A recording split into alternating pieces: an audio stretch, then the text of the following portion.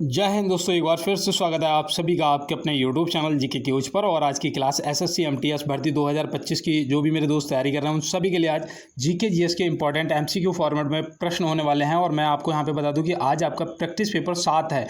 इससे पहले के 6 प्रैक्टिस पेपर आपके हो चुके हैं। तो अगर अभी तक आपने प्ले लिस्ट पर विजिट नहीं करा है तो बिल्कुल करिएगा और वहाँ से सभी क्लासों को देख लीजिएगा। और ये क्लास जो है ये शाम को 8 बजे आपको मिलेगी। शाम को 8 बजे होती है। तो बिल्कुल दोस्तों, और यहाँ पे जो हम लोग तैयारी कर रहे हैं वो 75 में से 75 के स्कोर की तैयारी में लगे हुए हैं। तो बिल्कुल और बढ़ते हैं इसके साथ अपने क्लास की तरफ और देखते हैं कि क्या कुछ खास प्रश्न आज हमारे लिए होने वाले हैं। तो बिल्कुल दोस्त, यहाँ पे देखिए पहला प्रश्न हमारा दिया है कि हाइड्रोजन बम के सिद्धांत पर आधारित होता है। हाइड्रोजन बम के सिद्धांत पर आधारित होता है। तो यहाँ पे जो आपका राइट आंसर है दोस्त वो होगा नाभिकीय संलयन पर। किस पे होता है बेटा? नाभिकीय संलयन पर आधारित होता है। और नाभिकीय विखंडन पर याद रखना दोस्त, परमाणु बम आधारित होता है। कौन सा? परमाणु बम। और जो देखो बेटा सूर्य होता है ना, सूर्य भी आप याद रखेंगे नाभिकीय संलयन पर आधारित होता है। मतलब जो सूर्य है वो नाभिकीय संलयन पर कार्य करता है। तो ऐसे भी आप ध्यान रखेंगे और इम्पॉर्टेंट है आपके लिए। बढ़ते हैं अपने अगले प्रश्न की तरफ। देखिए यहाँ पे दिया है निम्नलिखित में से रेड क्रॉस का मुख्यालय कहाँ स्थित है और इसकी स्थापना कब हुई थी। तो ये भी आपको यहाँ पे बताना है। पहले तो देखो रेड क्रॉस का मुख्यालय आपसे जरूर, ये मुख्यालय वगैरह आपसे पूछे जाते हैं। पहले तो याद रखना है कि इसका जो मुख्यालय है वो जिनेवा, ऑप्शन ए यहाँ पे क्या होगा हमारा राइट आंसर हो जाएगा। दूसरा आपको याद रखना है भैया, ये जिनेवा में तो है ही, इसकी स्थापना हुई थी 1863 में। कब हुई थी? 1863 में। जिनेवा से आप याद रखेंगे। आपसे एक और पूछा जा सकता है गैट का मुख्यालय। किसका? गैट का मुख्यालय। तो ये भी आपका जिनेवा में है। यहाँ से आपसे WHO का भी मुख्यालय पूछा जा सकता है। यहाँ से आपसे WTO का भी मुख्यालय पूछा जा सकता है। तो ये भी आप यहाँ पे ध्यान रखेंगे, नोट कर लो दोस्त। बढ़ते हैं इसके साथ अपने अगले प्रश्न की तरफ। देखिए यहाँ पे नेक्स्ट प्रश्न दिया है, निम्नलिखित में से सबसे गहरा महासागरीय गर्त कौन सा है? सबसे गहरा महासागरीय गर्त कौन सा है? तो यहाँ पे आपका राइट आंसर क्या होगा? बिल्कुल दोस्त, सभी दोस्त इसका आंसर मारियाना गर्त कर रहे होंगे और आपका राइट आंसर हो गया है। ये पता कौन से महासागर में स्थित है? प्रशांत महासागर में। प्रशांत महासागर में ये स्थित है। तो ये भी आप ध्यान रखेंगे। इसकी जो गहराई है वो अभी तक कितनी नापी जा चुकी है? तो मैं आपको बताऊं, ये हो जाएगा आपका 10,984 मीटर इसकी गहराई नापी जा चुकी है। कितनी? 10,984 मीटर इसकी गहराई नापी जा चुकी है। तो ये भी आप ध्यान रखेंगे और ये सबसे गहरा गर्त है। तो बढ़ते हैं इसके साथ अपने अगले प्रश्न की तरफ। देखिए यहाँ पे दिया है 1857 की क्रांति का नेतृत्व फतेहपुर से किसने किया था? 1857 की क्रांति का नेतृत्व फतेहपुर से किसने किया था? आप यहाँ पे क्या बताएंगे? देखो बेटा 1857 की क्रांति भी इंपॉर्टेंट टॉपिक है और यहाँ से भी क्वेश्चन आते हैं। यहाँ पे ऑप्शन बी आपका ठाकुर जोधा सिंह जो है आपका क्या हो जाएंगे? बिल्कुल राइट आंसर हो जाएंगे। देखो नाना साहब जो हैं इनसे याद रखना, इन्होंने कानपुर से नेतृत्व किया था। कहाँ से? कानपुर से नेतृत्व किया था क्रांति का। तो ये भी आप यहाँ पे ध्यान रखेंगे। और बाबू कुंवर सिंह याद रखना, इन्होंने बिहार से करा था। कहाँ से? बिहार से करा था। तो बिल्कुल ये भी आपके लिए इंपॉर्टेंट है। तो ये देखो 1857 की क्रांति से भी मैं आपको सभी प्रश्न कराऊंगा अगर आप मेरे साथ जुड़े हुए हो और क्लास में रेगुलर आ रहे हो। देखो यहाँ पे दिया है निम्नलिखित में से सर्वाधिक प्रोटीन किस खाद्य में पाया जाता है? सर्वाधिक प्रोटीन बताना है, मटर, मूंग, मसूर या सोयाबीन। तो यहाँ पे याद रखना है दोस्त, सबसे ज़्यादा जो प्रोटीन पाया जाता है वो सोयाबीन में पाया जाता है। किसमें? सोयाबीन में। और भारत का कौन सा राज्य है जहाँ पर सबसे ज़्यादा सोयाबीन पैदा होता है? तो याद रखना बेटा उत्पादन होता है मध्य प्रदेश में। कहाँ पर? मध्य प्रदेश। इसे पता है सोया प्रदेश के नाम से भी जाना जाता है। तो ये भी देखो एक आपके लिए प्रश्न बन सकता है कि किस राज्य को सोया प्रदेश के नाम से जाना जाता है? तो मध्य प्रदेश को जाना जाता है। ये भी आप यहाँ पे ध्यान रखेंगे। और बढ़ते हैं इसके साथ अपने अगले प्रश्न की तरफ। देखिए यहाँ पे दिया है 1930 में भौतिकी के क्षेत्र में नोबेल पुरस्कार से किससे सम्मानित किया गया था? कब बेटा? 1930 में भौतिकी के क्षेत्र में नोबेल पुरस्कार से किसे सम्मानित किया गया था? अब यहाँ पे आपको नाम दे रखे हैं और आप यहाँ पे क्या करेंगे? बिल्कुल अगर आपने यहाँ पे CV रमन जी को टिक करा है तो आपका ऑप्शन बी बिल्कुल राइट आंसर हो जाएगा। ऑप्शन बी यहाँ पे CV रमन जी आपके क्या हो जाएंगे? बिल्कुल राइट आंसर हो जाएंगे। अब एक चीज़ यहाँ पे और याद रखना है, रविन्द्रनाथ टैगोर जी को भी तो मिला था बेटा 1913 में साहित्य के लिए। किसके क्षेत्र में? साहित्य के क्षेत्र में। तो ये भी आप यहाँ पे ध्यान रखेंगे। तो बिल्कुल दोस्त अब यहाँ पे देखो हरगोविंद खुराना जी इन्हें भी नोबेल पुरस्कार मिला था किसके क्षेत्र में, चिकित्सा के क्षेत्र में। तो ये भी आप यहाँ पे ध्यान रखेंगे, पूछा जा सकता है बेटा, चिकित्सा के क्षेत्र में मिला था और कब मिला था, तो याद रखना 1968 में मिला था। कब, 1968 में मिला था। तो यहाँ पे देखिए ये तीनों नाम आपके लिए इंपॉर्टेंट हैं क्योंकि इन सभी को नोबेल पुरस्कार से सम्मानित किया जा चुका है। तो आप क्या करेंगे, नोट कर लेंगे, स्क्रीनशॉट ले लेना। बढ़ते हैं अपने अगले प्रश्न की तरफ। देखिए दोस्त, यहाँ पे दिया है किस राज्य को खनिज संसाधनों में सबसे समृद्ध माना जाता है। किस राज्य को खनिज संसाधनों में सबसे समृद्ध माना जाता है। तो यहाँ पे आपका राइट आंसर क्या होगा, बिल्कुल बेटा राज्य बताना है।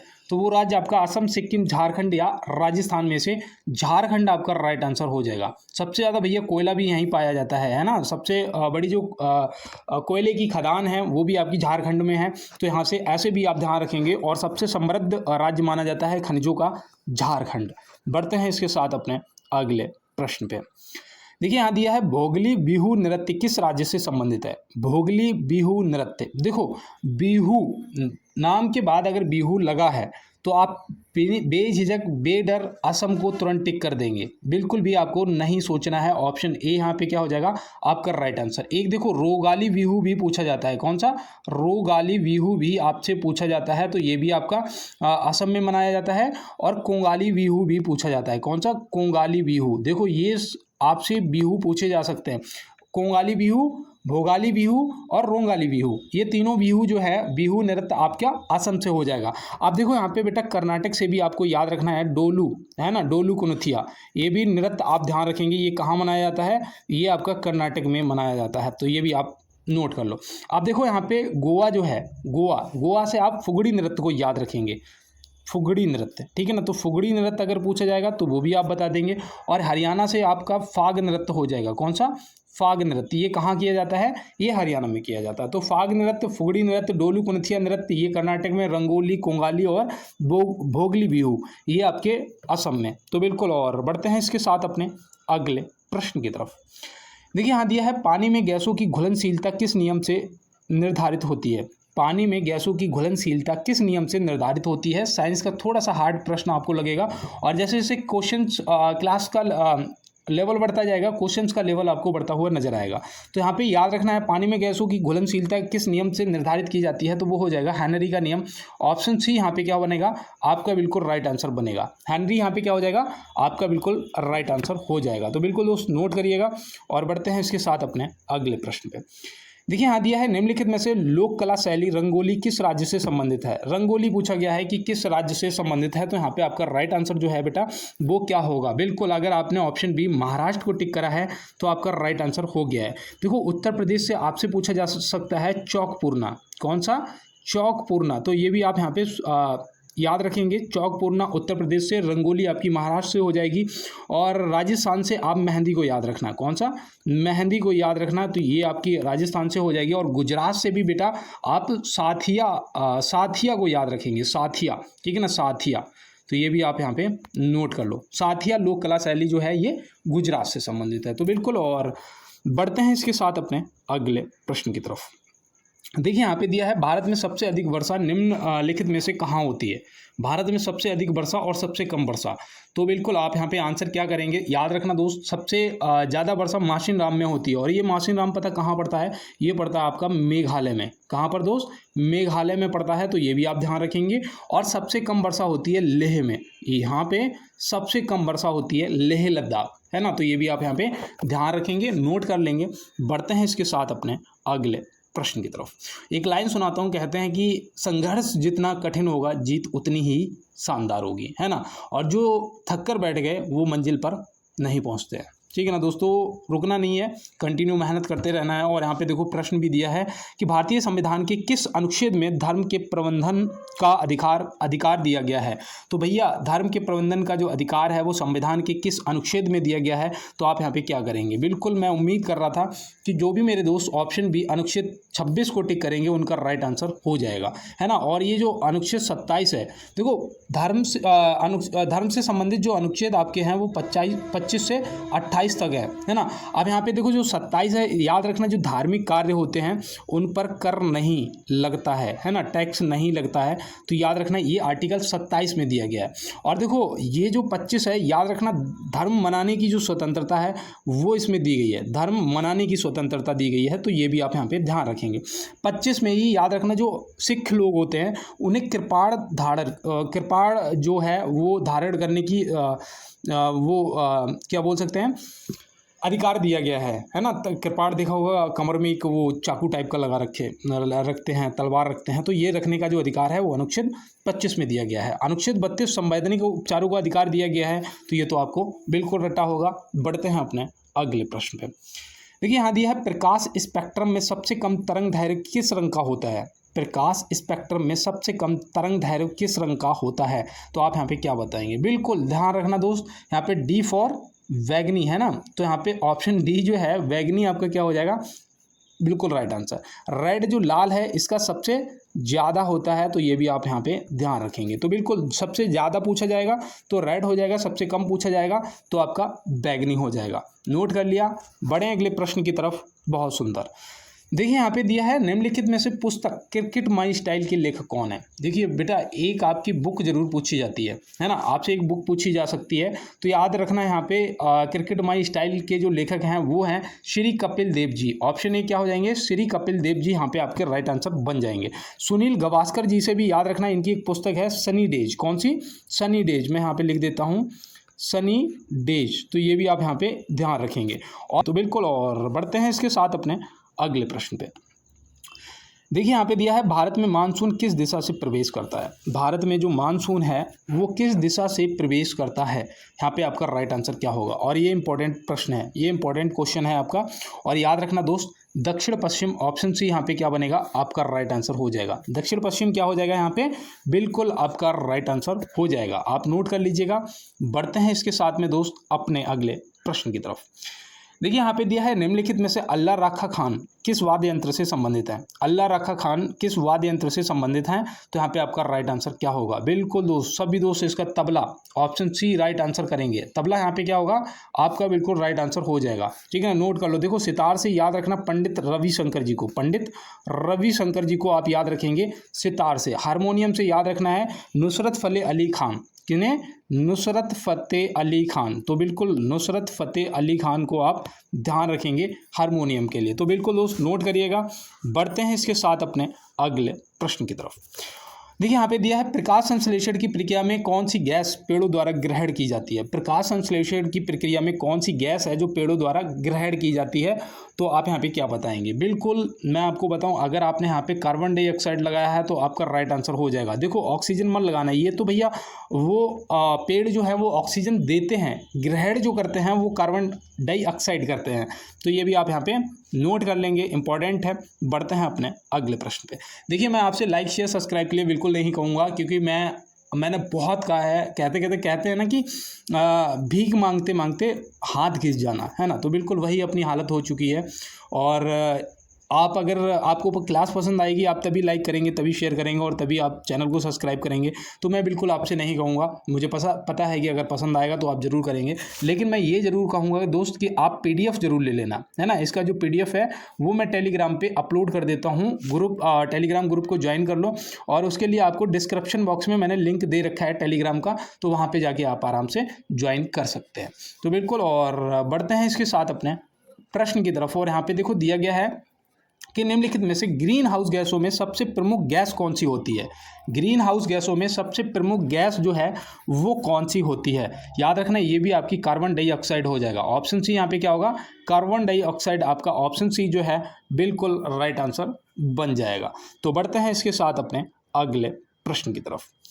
देखिए दोस्तों यहाँ पे नेक्स्ट प्रश्न दिया है निम्नलिखित में से लिपुलेख दर्रा कहाँ स्थित है। लिपुलेख दर्रा पूछा गया है, कहाँ स्थित है। दर्राओं से संबंधित प्रश्न आपके पेपर में बनते हैं और आपसे पूछे जा सकते हैं। तो याद रखना लिपुलेख दर्रा जो है आपका वो उत्तराखंड में पड़ता है। कहाँ पर, उत्तराखंड में पड़ता है। यहाँ पे देखो एक माना दर्रा पड़ता है, एक नीति दर्रा पड़ता है ना। नीति दर्रा और आपका माना दर्रा, लिपुलेख दर्रा, ये आपके सभी उत्तराखंड में है और इम्पॉर्टेंट हैं, आपको याद करने हैं। ठीक है ना।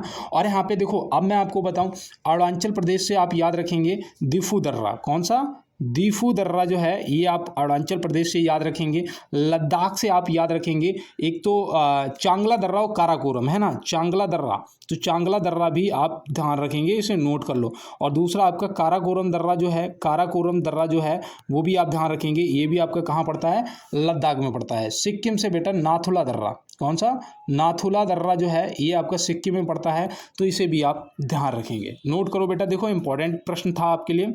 और बढ़ते हैं इसके साथ अपने अगले प्रश्न पे। यहाँ पे दिया है दुनिया का सबसे बड़ा द्वीप कौन सा है, दुनिया का सबसे बड़ा द्वीप आपको बताना है। देखो नदी द्वीप तो आपका भारत में है ना, और यहाँ पे आपसे पूछा है कि दुनिया का सबसे बड़ा द्वीप कौन सा है, तो वो आपका ग्रीनलैंड हो जाएगा। ऑप्शन बी क्या हो जाएगा, ग्रीनलैंड आपका यहाँ पे बिल्कुल राइट आंसर हो जाएगा, इसे आप नोट करिएगा और इम्पॉर्टेंट है आपके लिए। बढ़ते हैं इसके साथ अपने अगले प्रश्न पे। देखिए यहाँ पे नेक्स्ट प्रश्न दिया है, निम्नलिखित में से प्रांतीय संविधान समिति के अध्यक्ष कौन थे। प्रांतीय संविधान समिति के अध्यक्ष आपसे पूछे जा रहे हैं, तो आप यहाँ पे क्या बताएंगे। बिल्कुल बेटा इंपॉर्टेंट, देखो संविधान से भी आपके प्रश्न आते हैं और संविधान से हर वो क्वेश्चन मैं आपको कराऊंगा जो आपके पेपर में पूछा जा सकता है। जैसे यहाँ पे आपका राइट आंसर सरदार वल्लभ भाई पटेल जी हो जाएंगे।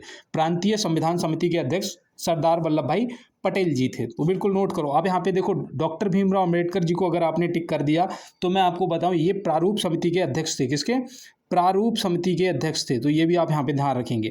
डॉक्टर राजेंद्र प्रसाद जी आपसे पूछा जा सकता है ना, तो याद रखना ये संचालन समिति के अध्यक्ष थे, किसके, संचालन समिति के अध्यक्ष थे, तो बिल्कुल दोस्त। और देखो यहाँ पे मैं आपको बताऊं पंडित जवाहरलाल नेहरू जी ये संघ शक्ति समिति के अध्यक्ष थे, किसके, संघ शक्ति समिति के अध्यक्ष थे, तो ये भी आप यहाँ पे ध्यान रखेंगे। तो बिल्कुल दोस्त इंपॉर्टेंट है आपके लिए ये प्रश्न।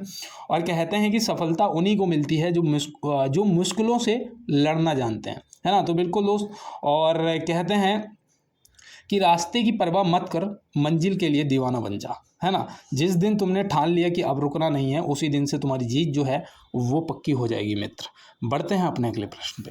देखो यहाँ दिया है निम्नलिखित में से सबसे अधिक ऊर्जा किस पोषक तत्व से प्राप्त होती है। सबसे अधिक ऊर्जा किस पोषक तत्व से प्राप्त होती है। अब कार्बोहाइड्रेट तो यहाँ दिया नहीं है, कार्बोहाइड्रेट जो होता है वो तत्काल ऊर्जा प्रदान करता है, लेकिन सबसे ज़्यादा जो ऊर्जा होती है वो याद रखना वसा में होती है। ऑप्शन सी यहाँ पे फैट क्या होगा आपका, बिल्कुल राइट आंसर बन जाएगा, नोट करो इसे। और बढ़ते हैं दोस्त अपने अगले प्रश्न की तरफ। देखिए यहाँ दिया है भारत के त्रिपुरा राज्य की राजधानी क्या है। भारत के त्रिपुरा राज्य की राजधानी आपसे पूछा गया है। देखो राजधानियों से संबंधित प्रश्न आएंगे, है ना। अभी मैंने आपको कराना स्टार्ट कर दिया है, राज्यपाल हैं और उनके जो मुख्यमंत्री हैं वो भी सब क्लियर करवाऊंगा। पहले तो यहाँ पे आप राजधानियाँ सभी रट लो एकदम। अगरतला यहाँ पे क्या हो जाएगा आपका, त्रिपुरा का अगरतला बिल्कुल राइट आंसर हो जाएगा। त्रिपुरा 3 तरफ से बांग्लादेश से घिरा है, ये तो आपको पता ही होगा। और यहाँ पे देखो देहरादून जो है ये उत्तराखंड की राजधानी है, किसकी, उत्तराखंड की राजधानी है, ये भी आपको पता होगा। ईटानगर जो है, ईटानगर कहते हैं ना कि अरुणाचल ईंटा पाथेंगे, तो यहाँ पे याद रखना दोस्त अरुणाचल प्रदेश की जो राजधानी है वो आपकी ईटानगर हो जाएगी, है ना। तो ये भी आप यहाँ पे ध्यान रखना। कोलकाता जो है ये किसकी है, ये पश्चिम बंगाल की राजधानी है, किसकी, पश्चिम बंगाल की राजधानी है, तो ये भी आप यहाँ पे ध्यान रखेंगे। नोट करो दोस्त, इंपॉर्टेंट प्रश्न है आज की क्लास में, सभी प्रश्न आपके लिए। और बढ़ते हैं इसके साथ अपने अगले प्रश्न पे।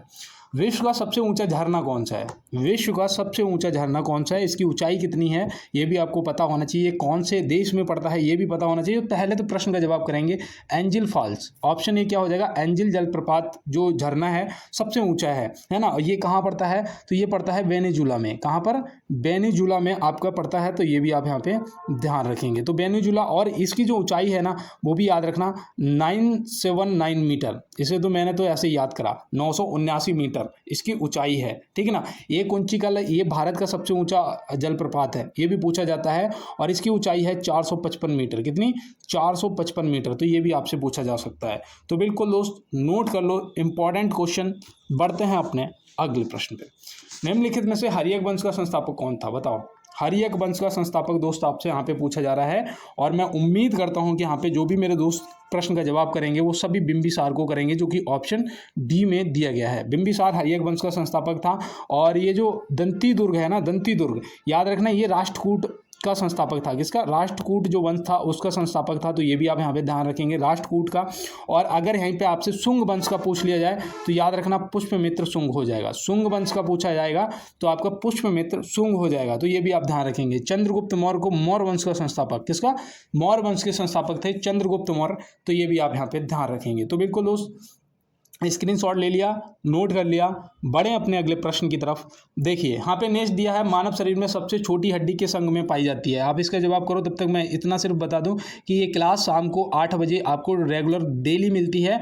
और यहाँ पे जो भी क्वेश्चंस हम लोग करते हैं, इंपॉर्टेंट क्वेश्चंस करते हैं, और पेपर में आपको हो सकता है कि डायरेक्ट प्रश्न देखने को भी मिलेंगे, है ना। तो बिल्कुल दोस्त बढ़िया से तैयारी करनी है, पूरा जोर लगा के तैयारी करनी है, पीछे नहीं हटना है, क्योंकि जब मन बना ही लिया ऊंची उड़ान का तो कद नापना बेकार है आसमान का। कहते हैं ना कि तुम्हारा आज का संघर्ष जो है वो तुम्हारी कल की ताकत बनेगा। तो बिल्कुल दोस्त कर लो संघर्ष, यही दौर है, यही समय है। देखो यहाँ पे दिया है, मानव शरीर में सबसे छोटी हड्डी किस अंग में पाई जाती है। भैया स्टेपिस पाई जाती है। कौन सी? स्टेपिस हड्डी जो आपकी है वो पाई जाती है। और ये किस अंग में पाई जाती है? तो ये कान में पाई जाती है ना। किस में? कान में। ऑप्शन बी यहाँ पे क्या होगा आपका राइट आंसर होगा। एक कान में पता कितनी हड्डियां होती हैं दोस्त? 3 हड्डियां होती हैं। एक कान में कितनी हड्डियां होती हैं? 3 हड्डियां होती हैं। तो ये भी आप यहाँ पे ध्यान रखेंगे। बिल्कुल दोस्त, चलते हैं अपने अगले प्रश्न की तरफ। देखिए यहाँ पे नेक्स्ट प्रश्न दिया है कि निम्नलिखित में से चौरी चौरा एक्शन कब हुआ था। चौरी चौरा एक्शन पूछा गया है कि कब हुआ था। तो बिल्कुल दोस्त मैं आपको बताऊं, ये चौरी चौरा नामक जगह कहाँ है। अगर नहीं पता तो वो भी बताऊंगा। पहले तो प्रश्न नोट करो कि ये 22 फरवरी 2022 1922 को हुआ था। मैं 2022 कह रहा हूँ, माफ़ी चाहते हैं। ये 22 फरवरी 1922 को हुआ था, है ना। 4 फरवरी, देखो यहाँ पे थोड़ा सा यही तो डिस्टर्ब हो जाता है। 4 फरवरी 1922 को हुआ था। अब आपको मैं बताऊं, 1920 में महात्मा गांधी जी ने असहयोग आंदोलन प्रारंभ किया था, जिसे 1922 में स्थगित करना पड़ा था, इसी वजह से कि ये चौरी चौरा एक्शन हो गया था, है ना। तो बिल्कुल आप ध्यान रखेंगे। और ये पता कहाँ पर पड़ता है? ये चौरी चौरा जो जगह है ये उत्तर प्रदेश के गोरखपुर में पड़ता है। कहाँ पर? गोरखपुर में पड़ता है। तो ये भी आप यहाँ पे ध्यान रखेंगे। तो बिल्कुल दोस्त बढ़ते हैं इसके साथ अपने अगले प्रश्न की तरफ। देखिए यहाँ पे दिया है, निम्नलिखित में से दुनिया की सबसे लंबी पर्वत श्रृंखला कौन सी है।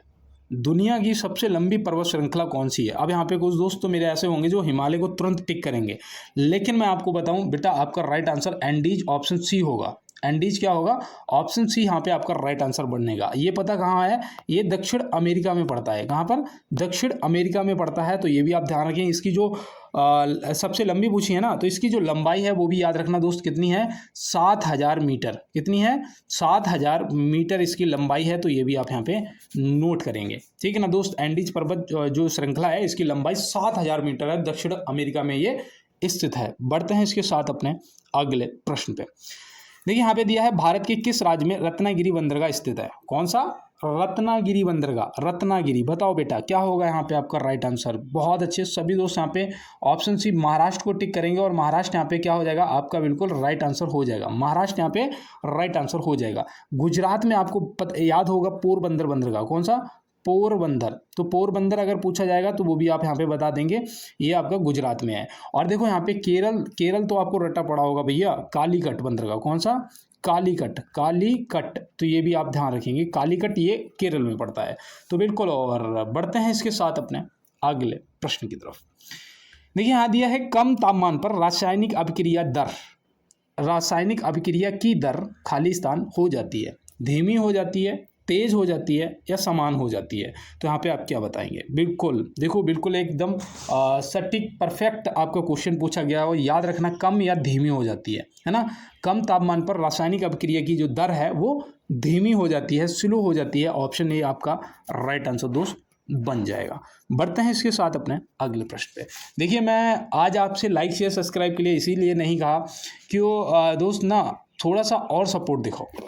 आप लोग देखो सपोर्ट कर रहे हो, बहुत अच्छी बात है। और मैं आपसे यही कहूँगा कि सफलता कोई सहयोग नहीं है, ये मेहनत और लगातार प्रयास से मिलती है, ठीक है ना। अगर मान लो कहते हैं कि जब खुद को आगे बढ़ाओ, तुम्हारे लिए कोई और नहीं करेगा, है ना। खुद को आगे बढ़ाओ दोस्त, तुम्हारे लिए कोई और करेगा या नहीं करेगा क्या पता है ना। तो अपनी मेहनत स्वयं करो, और जब समस्या आती है ना तो अपनी बुद्धि और अपनी ताकत ही काम आती है ना दोस्त। तो बिल्कुल देखो, हारना नहीं है ना। मैं आपसे हमेशा मोटिवेट करता हूँ, हमेशा ये कहता हूँ कि दोस्त हर वो दौर आएगा अगर आप सफलता की राह पर हैं, जिससे आपको समस्याएं एक से एक बड़ी समस्याएं नजर आएंगी। लेकिन अगर आप अपने रूट पे कंटिन्यू हैं तो फिर कोई समस्या नहीं रहेगी, परमानेंट कोई समस्या नहीं होती है। तो यहाँ पे दिया है, निम्नलिखित में से इजराइल की संसद का नाम क्या है। इजराइल की संसद का नाम बेटा नेसेट होता है। क्या? नेसेट। ऑप्शन सी यहाँ पे आप ध्यान रखेंगे। ये जो क्वार्टर्स जनरल्स जो है, ये किस देश की संसद का नाम है? तो याद रखना दोस्त, ये स्पेन की संसद का नाम है। किसकी? स्पेन की संसद का नाम है। और ग्रेट स्टेट ग्रेट खुराल जो है, ये आप याद रखना। देखो ये नाम ही ऐसे हैं, याद रखना, ये मंगोलिया की संसद का नाम है। किसकी? मंगोलिया की संसद का। तो बिल्कुल दोस्त मंगोलिया को भी ये ध्यान रखेंगे। तो स्पेन, मंगोलिया और इजराइल, तीनों की संसद आप याद कर लो, पूछी जा सकती हैं। बढ़ते हैं इसके साथ अपने अगले प्रश्न पे। देखिए यहाँ पे दिया है, नवजात शिशु के शरीर में सबसे अधिक सक्रिय ग्रंथि कौन सी होती है? बताओ बेटा, साइंस का क्वेश्चन है। नवजात शिशु के शरीर में सबसे अधिक सक्रिय ग्रंथि कौन सी होती है? तो यहाँ पे आपका राइट आंसर क्या होगा? बिल्कुल दोस्त, मैं आपको बताऊँ, यहाँ पे अगर आप थाइमस के साथ में जा रहे हैं, ऑप्शन ए के साथ में जा रहे हैं, तो आपका यहाँ पे थाइमस बिल्कुल राइट आंसर बन जाएगा। थाइमस क्या हो जाएगा? बिल्कुल आपका राइट आंसर बन जाएगा। तो आप नोट करो।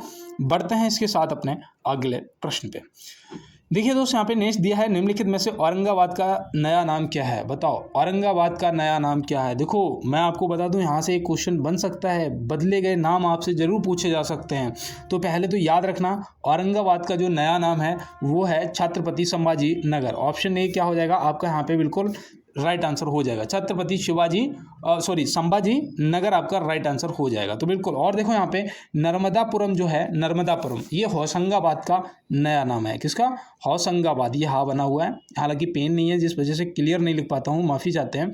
तो बिल्कुल होशंगाबाद जो है यहाँ पे क्या होगा आपका, ध्यान रखेंगे आप, ठीक है। नर्मदापुरम जो है अब होशंगाबाद का नया नाम है। तो बिल्कुल। और बढ़ते हैं इसके साथ अपने अगले प्रश्न पे। परमाणु के नाभिक में कौन कौन से कण होते हैं? परमाणु के नाभिक में कौन कौन से कण होते हैं? तो याद रखना दोस्त, प्रोटॉन और न्यूट्रॉन दोनों होते हैं। तो ऑप्शन ए और बी दोनों क्या होगा? यहाँ पे ऑप्शन सी आपका राइट आंसर हो जाएगा, है ना। ऑप्शन सी यहाँ पे क्या हो जाएगा? प्रोटॉन और न्यूट्रॉन। ये देखो प्रश्न ज़्यादातर पूछ लिया जाता है, तो इसे आप विशेष रूप से याद रखेंगे। और बढ़ते हैं इसके साथ अपने अगले प्रश्न पे। यहाँ दिया है, भारत का कौन सा राज्य दाल उत्पादन में अग्रणी राज्य है? भारत का कौन सा राज्य है जो दाल उत्पादन में सबसे आगे है? तो आप यहाँ पे क्या बताएंगे? बिल्कुल, मैं यहाँ पे उम्मीद कर रहा था कि आपका अगर एमपी, मध्य प्रदेश यहाँ पे आया है ऑप्शन सी, तो आपका बिल्कुल राइट आंसर आ गया है, ठीक है ना। तो इसे नोट कर लेना है मेरे भाई। बढ़ते हैं इसके साथ अपने अगले प्रश्न की तरफ। देखिए यहाँ पे नेक्स्ट प्रश्न दिया है कि विश्व की सबसे बड़ी मीठे पानी की झील कौन सी है? विश्व की सबसे बड़ी मीठे पानी की झील आपको बताना है। तो विश्व की पूछी जाएगी तो वो आपकी सुपीरियर झील हो जाएगी। ऑप्शन ए क्या हो जाएगा? सुपीरियर झील, सुपीरियर लेक यहाँ पे आपका राइट आंसर हो जाएगा, आप ध्यान रखेंगे। और देखो भारत की जो ये चिल्का है, ये खारे पानी की झील है। क्या? खारे पानी की झील है। और ये कहाँ पर पड़ती है दोस्त? ये उड़ीसा में पड़ती है ना। ये भी याद रखेंगे। तो बिल्कुल दोस्त नोट कर लो। और बढ़ते हैं इसके साथ अपने अगले प्रश्न की तरफ। निम्नलिखित में से भारत का 22वां राज्य कौन सा बना था? भारत का 22वां राज्य कौन सा बना था? बहुत अच्छा प्रश्न है। और मैं यहाँ पे उम्मीद कर रहा हूँ कि अगर आपने यहाँ पे सिक्किम को टिक करा है तो आपका राइट आंसर हो गया है। सिक्किम यहाँ पे क्या हो जाएगा? आपका 22वां राज्य बना था। तो ये भी आप याद रखेंगे। और छत्तीसगढ़ जो है, इसे ट्रिक से याद रखना, ये 26वां राज्य बना था। छत्तीसगढ़ 26वां राज्य बना था, है ना। और 22वां आपका सिक्किम हो जाएगा। तो इसे भी आप यहाँ पे नोट कर लेंगे। अब यहाँ पे मैं आपको बताऊँ, ये जो गोवा है ना, ये आपका 25वां राज्य बना था। कौन सा? 25वां राज्य बना था। तो ये भी आप यहाँ पे ध्यान रखेंगे। तो बिल्कुल। और नोट करते हुए चल रहा है। चलते हैं अपने अगले प्रश्न की तरफ। निम्नलिखित में से नींबू में कौन सा अम्ल पाया जाता है? नींबू में कौन सा अम्ल पाया जाता है? आप यहाँ पे क्या बताएंगे? बिल्कुल बिल्कुल सभी दोस्त यहाँ पे अगर ऑप्शन ए को टिक कर रहे हो, साइट्रिक अम्ल, तो आपका राइट आंसर हो गया है। ऑप्शन ए साइट्रिक अम्ल यहाँ पे क्या हो जाएगा? आपका राइट आंसर हो जाएगा, है ना। ये जो टार्टरेरिक अम्ल है ना, टार्टरेरिक अम्ल, ये आपको याद रखना दोस्त, ये इमली में होता है। किसमें? इमली में पाया जाता है। और ये एस्कॉर्बिक एसिड जो है, ये आप आंवला भी बोल सकते हो, है ना, आंवला भी बोल सकते हो, या फिर आप ऐसे भी कह सकते हो कि भैया ये विटामिन सी का रासायनिक नाम होता है। और विटामिन सी जो है ये प्रचुर मात्रा में पाया जाता है। किसमें? बहुत ज़्यादा मात्रा में आंवले में, है ना। तो ये आप यहाँ पे ध्यान रखेंगे, नोट कर लेंगे। बढ़ते हैं भाई अगले प्रश्न की तरफ। मानव शरीर में पायरिया रोग किससे संबंधित है? पायरिया रोग, पायरिया या स्कर्वी, है ना, स्कर्वी। देखो स्कर्वी, अभी जो मैंने विटामिन सी बताया था ना, उसकी कमी से भी स्कर्वी रोग होता है विटामिन सी की कमी से भी स्कर्वी रोग हो जाता है। अब यहाँ पे याद रखना, ये भैया आपके मसूड़ों से संबंधित होता है। ऑप्शन सी यहाँ पे क्या हो जाएगा, आपका बिल्कुल राइट आंसर हो जाएगा। पायरिया रोग या स्कर्वी जो है ये दांत या मसूड़ों से संबंधित होता है, ऐसे याद रखेंगे। और यहाँ पे देखो, ये जो श्वास नली है, जो बोलते हैं डीपीटी का टीका लगवाने जाते हैं, जिसमें डी का मतलब होता है डिप्थीरिया। क्या होता है, डिप्थीरिया। तो ये भी आप यहाँ पे याद रखेंगे, ठीक है ना, डिप्थीरिया। तो बिल्कुल दोस्त, डिप्थीरिया जो है वो श्वास नली से संबंधित है। और यहाँ पे देखो, आँख का जो रोग होता है, आँख से जो संबंधित होता है वो होता है ट्रेकोमा। कौन सा, ट्रेकोमा। तो ये भी आप यहाँ पे ध्यान रखेंगे, नोट कर लो। और बढ़ते हैं इसके साथ अपने अगले प्रश्न पे। देखिए यहाँ पे दिया है, झूम खेती या स्थानांतरित खेती भारत के किस क्षेत्र में की जाती है, बताओ। बहुत अच्छा प्रश्न है। झूम खेती, जिसे स्थानांतरित खेती भी बोलते हैं, ये भारत के किस क्षेत्र में की जाती है। तो याद रखना दोस्त, ये पूर्वोत्तर भारत, मतलब पूर्वी क्षेत्र। ऑप्शन ए यहाँ पे क्या होगा, हमारा राइट आंसर हो जाएगा, जिसमें आपका असम राज्य आ जाता है। कौन सा, असम में भी ये की जाती है। और उसके बाद आपका मेघालय भी आ जाएगा, है ना, मेघालय भी आ जाएगा। मेघालय के बाद आपका मिजोरम भी आ जाएगा, मिजोरम, ये भी आप ध्यान रखेंगे। मणिपुर को भी ध्यान रखेंगे, मणिपुर। और मणिपुर के बाद आप त्रिपुरा को भी याद रखेंगे, त्रिपुरा, है ना। तो ये भी बिल्कुल, इन सभी में जो है झूम खेती की जाती है, जिसे स्थानांतरित खेती भी कहते हैं। तो ये भी आप यहाँ पे ध्यान रखेंगे, नोट कर लो भाई। और देखो, क्लास के लास्ट में एक बार फिर से वही, है ना, मैं आपसे भीख के तौर पर ही बोल दूंगा, मांग लेता हूँ कि भैया लाइक वाला बटन दबा देना। जो भी मेरे भाई बहन मुझे सुन रहे हैं, एक बार आप लाइक वाला बटन, अपना प्यार जरूर दिखाना है अपने भाई को। और हो सके ना, पहली बार अगर आप आए हो तो चैनल को सब्सक्राइब करके बेल आइकन जरूर दबा लेना, क्योंकि ये क्लास जो है शाम को 8 बजे आपको डेली मिलती है मेरे भाई, ठीक है ना। और थोड़ा सा सपोर्ट, जिसे बोल्टी सपोर्ट बोलते हैं, जैसे बोल्ट चार्जर होता है ना, जैसे बोल्टी सपोर्ट अगर दिखाओ, तो थोड़ा सा अपने दोस्तों के साथ में शेयर जरूर करना है। और कमेंट बॉक्स में अपना फीडबैक जरूर देना है कि भैया क्लास हमें कैसी लगी, बेहतर लगी, ठीक है ना। रेटिंग आप कर सकते हैं 1 से लेके 5 तक, ठीक है ना। आपका रेटिंग तय करेगा कि मुझे आगे आपको क्वेश्चन और बढ़ाने हैं या फिर 40 ही रहने देने हैं। तो ये आपकी रेटिंग तय करेगी। और मिलते हैं दोस्त नेक्स्ट क्लास में नेक्स्ट प्रश्नों के साथ में। तब तक के लिए मेरे सभी दोस्तों को मेरा जय हिंद, वंदे मातरम, भारत माता की जय।